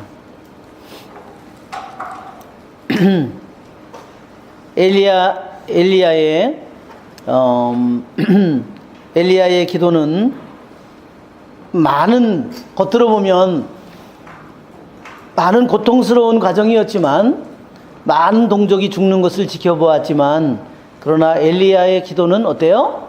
많은 동족을 또한 구원했고, 또한 이방인 여자까지도 그가 살고 있는 우상숭배의 본고장에 이방인 여자에게 회개를 가져왔음을 우리가 여기서 보게 됩니다.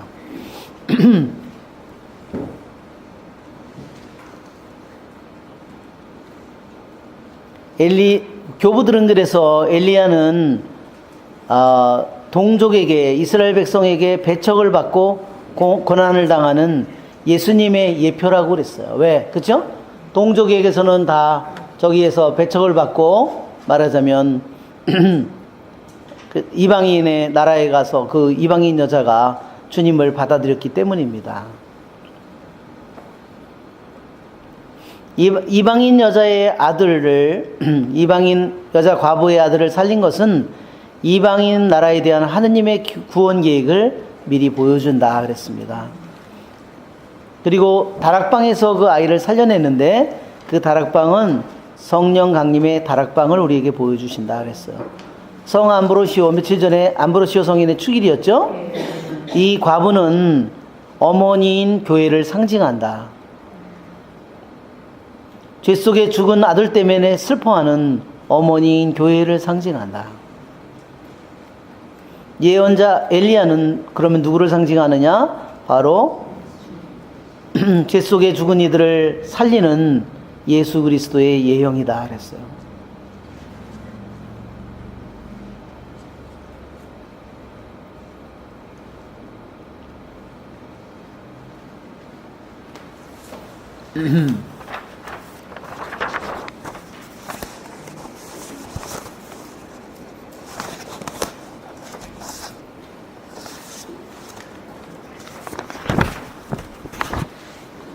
네.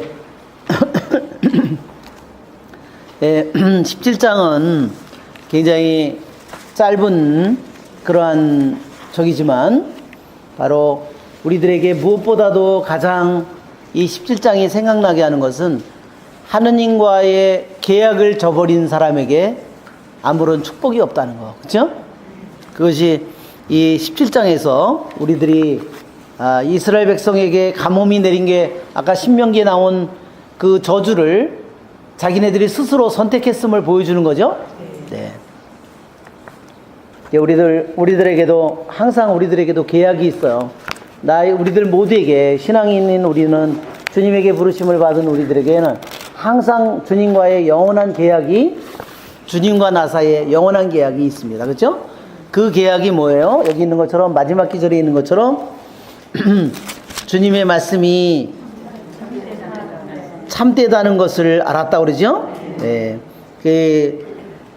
바로 하느님만이 영원한 진리이심을 알았다고 바로 우리들이 바로 주님과 나와의 맺은 이 계약을 그것은 우리들 각자가 내 자신의 성실함과 나의 사랑과 신의로 나의 진실로 그것을 지키는 거잖아요. 그렇죠? 그것은 누구에게 내가 설명할 필요도 없고 누가 보지 않더라도 오직 누가 다 알고 계셔요? 예, 털끝만한 것이라도 하느님께서 알고 계시다는 겁니다. 그러기에 우리는 이러한 모든 것을 생각하게 될 때 우리는 정말 주님께 감사를 드리지 않을 수 없습니다. 자, 18장은 엘리야와 오바드야라.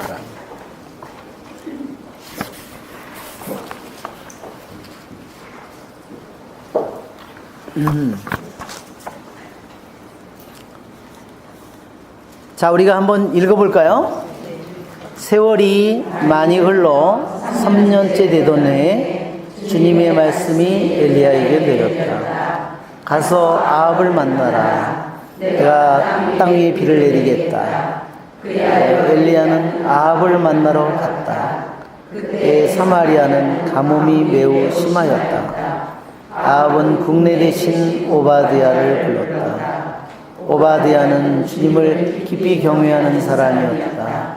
오바드야는 이제벨이 주님 예언자들을 학살할 때 예언자 100명을 한 동물에 10명씩 숨기고 빵과 물을 대주었다. 아합이 오바드야에게 말하였다. 이 땅에 물이 있는 샘과 시내를 모두 찾아가 보시오. 우리가 어쩌면 풀을 찾아내어 말과 노새를 살리고 가축 가운데는 얼마는 잃지 않을 수도 있지 않겠소. 그리하여 그들은 돌아다닐 땅을 나누어 한쪽으로는 아합 혼자서 다른 쪽으로는 혼자서 떠났다. 오바드야는 길을 가다가 엘리야와 마주치게 되었다. 그는 엘리야를 알아보고는 얼굴을 땅에 대고 엎드려 인사했다. 엘리야 나리가 아니십니까? 엘리야가 대답하였다. 그렇소. 가서 당신 죽은 엘리야 여기 있다고 전하시오. 그러자 오바디아는 이렇게 말하였다. 제가 무슨 죄를 지었기에 당신의 이종을 아합의 손에 넘겨 죽이시려는 것입니까? 살아계신 주 어르신의 하느님을 두고 맹세합니다. 저의 주군이 어르신을 찾으려고 사람들을 보내지 않은 민족과 나라가 하나도 없습니다. 사람들이 없습니다 하면 그는 그 나라와 민족에게 어르신을 찾지 못하였다고 맹세하게 하였습니다. 그런데 지금 어르신께서는 너희 주군에게 가서 엘리야가 여기 있다고 전하여라 하십니다. 제가 어르신을 떠나자마자 주님의 영이 어르신을 제가 알지 못하는 곳으로 데려가시면 어떻게 합니까? 제가 가서 아합에게 알린 뒤 그분이 와서 어르신을 찾지 못하면 저를 죽일 것입니다. 어르신의 종인 저는 어릴 때부터 주님을 경외하여 왔습니다. 나리께서는 이제벨이 주님의 예언자들을 살해할 때 제가 주님의 예언자 100명을 한 동물에 10명씩 숨기고 빵과 물을 대주었다는 소문을 듣지 못하셨습니까? 그런데 지금 께서는 너의 주군에게 가서 엘리야가 여기 있다고 전하여라 하십니다. 그렇게 하면 그가 저를 죽일 것입니다. 엘리야가 대답하였다. 내가 섬기는 만군의 주님께서 살아계시는 한 내가 오늘 반드시 그분을 만나겠소. 오바댜가 네, 그까지만 우리가 자, 그리고 큰 제목을 다시 읽어보면 엘리야가 아합을 만나다 엘리야가 갈멜산에서 바알 예언자들과 대결하다 가뭄이 끝나다. 예. 18장은 좀 길어요. 예, 여기서는 이제 그 갈멜산에 이제 정면 대결이 이제 이루어지는 아주 흥미진진한 그런 부분이에요. 오늘이 또한 12월 8일이죠? 네. 오늘이 무슨 날이에요? 대신 예, 성모님 대축일이죠? 옛날엔 무염시태라고 그랬어요. 무염시태 축일은 성모님을 위해서라기보다 누구를 위해서죠? 예수님을 위해서죠. 원죄에 물들지 않고 예수님이 태어나도록 하기 위해서입니다. 오늘 12월 8일인데 제가 12월 8일은 저에게 잊을 수 없는 그 날이라서 제가 한 11년 전에 제가 이 12월 8일 날 그날 그 부천 실내체육관에서 사제소품식이 있었어요. 그래가지고 오후 2시에 사제소품식이 있어가지고 끝나면 한 4시 좀 넘죠? 그래서 제가 이제 부천 소사역에 차를 갖다 세워놓고 그 다음에 서울에 저희 동창 신부가 대리인 피정을 해달라고 그래서 그 신대방동 성당에 가서 이제 대리인 피정을 해주고 왔는데 그거 끝나고 소사역에 도착한 시간이 한 11시 정도 됐어요. 왜냐면 거기 2시간 강의하고 뭐 거기서 다시 지하철 타고 소사역까지 지하역에 내려서 그 다음에 이제 올라가다가 제가 사고를 당했습니다. 네네. 그때 저는 이제 신학교로 다시 돌아가야 되니까 이제 소사역에 올라가가지고 내 차를 찾아서 신학교로 가면 뭐 한 12시 넘겠죠? 그 정도는. 그래서 막 제가 가방을 들고 막 이렇게 계단을 막 뛰어서 제가 좀 성격이 좀 급한 편이에요. 막 그래요. 뛰어 올라가는데 갑자기 뭐가 꽝 했는데 뭐가 터졌지? 무슨 사고가 어디서 났지? 그랬는데 사람들이 계단을 올라가다가 다 서가지고 저를 쳐다보고 있는 거예요. 이 사람들이 왜 나를 쳐다보지? 그러니까 여기에서 피가 터져가지고 피가 이렇게 솟는 게 콱 이게 그냥 이렇게 조금 더 한 게 아니라 완전히 이렇게 청년이 한 2, 3m짜리 간판을 들고 내려왔는데 지하철 거기에 매점에 공사를 다시 매점 간판을 하느라고 둘이 들고 내려와야 되는데 혼자서 그걸 들고 내려오니까 너무 기니까 자기도 안 보이고 그래서 그 모서리에 제가 찍혔는데 여기를 찍혔는데 이게 그 큰 거로 다 찍혔으니 그냥 푹 터져가지고 피가 꽉 이렇게 솟아나오는 거야. 옥 그런데 피가 이렇게 완전히 흘러내려가서 떡이 됐는데도 저는 모르고 사람들은 너무 질려가지고 종이 휘 좀 주세요 그랬더니 어떤 분이 가방에서 이 비닐 저기를 꺼내서 주는데 통째로 주더라고. 너무 여기를 그냥 누르고 있었어요 제가. 근데도 이게 꾹꾹 하는데 제가 이제 밖으로 나가서 택시를 타고 제가 병원에 갔는데 나중에 검사 엑스레이 촬영을 하니까 눈곱만치만 옆으로 갔으면 그 자리에서 즉사했다는 거야. 그런데 정말 천만다행이라고. 그래서 제가 그날 제가 처음으로 제가 그때 신대방동 성당에 가서 제가 무슨 얘기를 했냐면 뱀의 나라에 대해서 처음 얘기했어요. 사탄의 나라에 대해서. 한 번도 이때까지 그런 얘기를 한 적이 없었는데 제가 그 얘기를 한 날이었어요. 강론을 2시간을 그걸 하고 온 날이었는데 그래서 제가 느낌은 제가 병원에서 이게 침대에 이렇게 해가지고선 피가 떡이 다 붙어가지고요. 휴지하고 뭐하고 다 떡이 붙어가지고 피덩어리하고 막 또 머리를 다 별로 머리털도 없는데 이걸 다 자르는 거예요. 여기다 양동이를 놓고 거기 핏덩어리 그 떨어지는 걸 아이고 머리털도 없는데 근데 죽지 않은 게 다행이다. 네. 근데 12월 8일이 성모님 축일이잖아요. 성모님께서 살려주셨구나. 예. 예, 내가 사탄 뱀의 나라를 사탄이 너무너무 화가 났구나. 그렇지만 성모님께서 살려주셨구나. 그래서 제가 12월 8일만 되면 잊을 수가 없어요. 항상 성모님께서 저에게 새로 살도록 저에게 만들어 주셨기 때문에. 그래서 오늘도 정말 오늘 제가 아침에 탁 일어났는데 오늘 12월 8일이지. 성모님한테 뽀뽀를 해드려야 되는데 그러면서 제가 그랬습니다. 알렐루야. 여러분 오늘 좋은 하루 되시기를 빕니다. 영광이 성부와 성자 성령께 성부와 성자 성령의 이름으로 아멘.